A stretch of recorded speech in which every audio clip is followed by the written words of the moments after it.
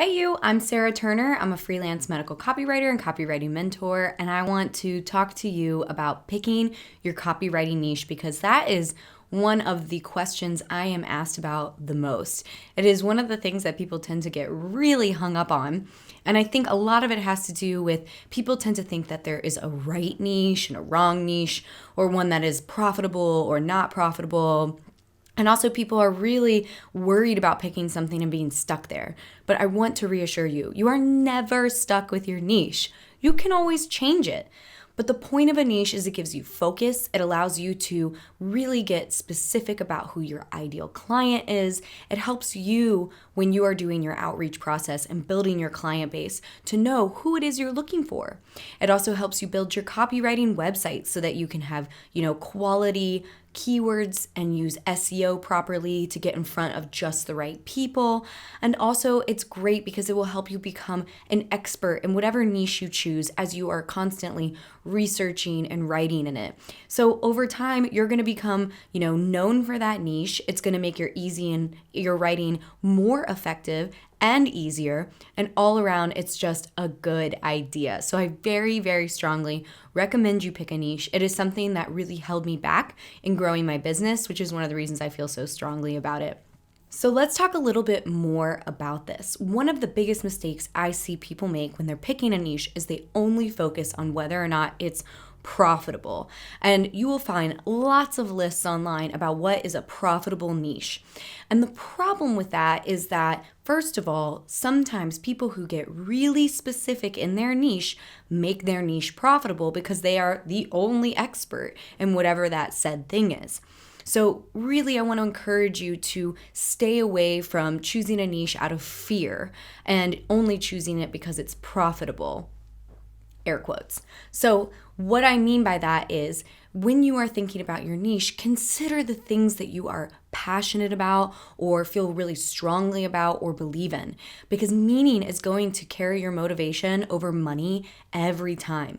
Yes, we all need to make money and pay our bills, but I promise you, writing is hard work and takes a lot of energy. So you want to also pick something that you genuinely care about. It's going to help you tremendously. And then just make sure that there are some products or services being sold in this niche idea that you have.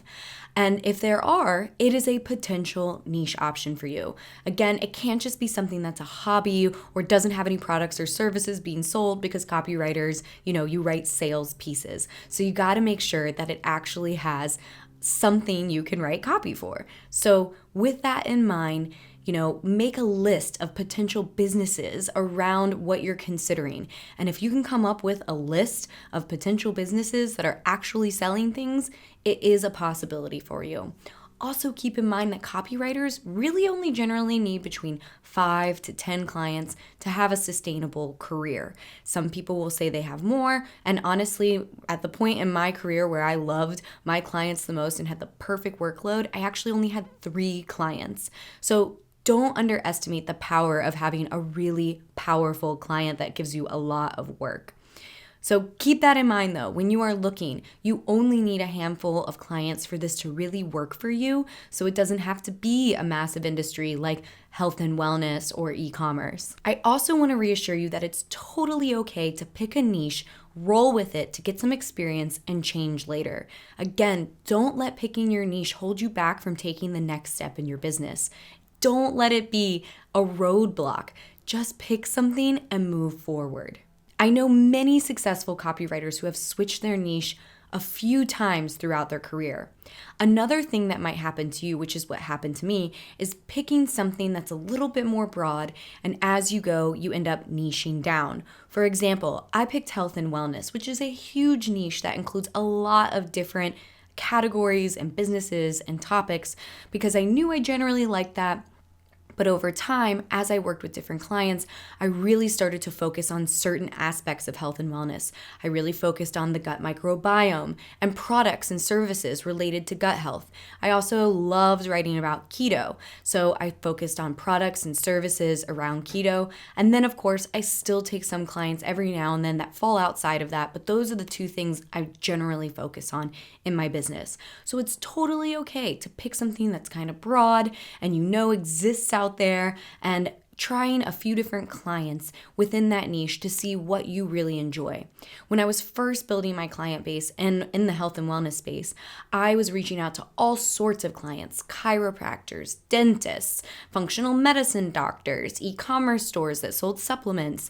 I just kind of dipped my toes in a lot of different areas and kind of settled on what it is that lights me up the most. That brings me to my next point. If there is something that really lights you up and you wish you even knew more about, that might be your niche.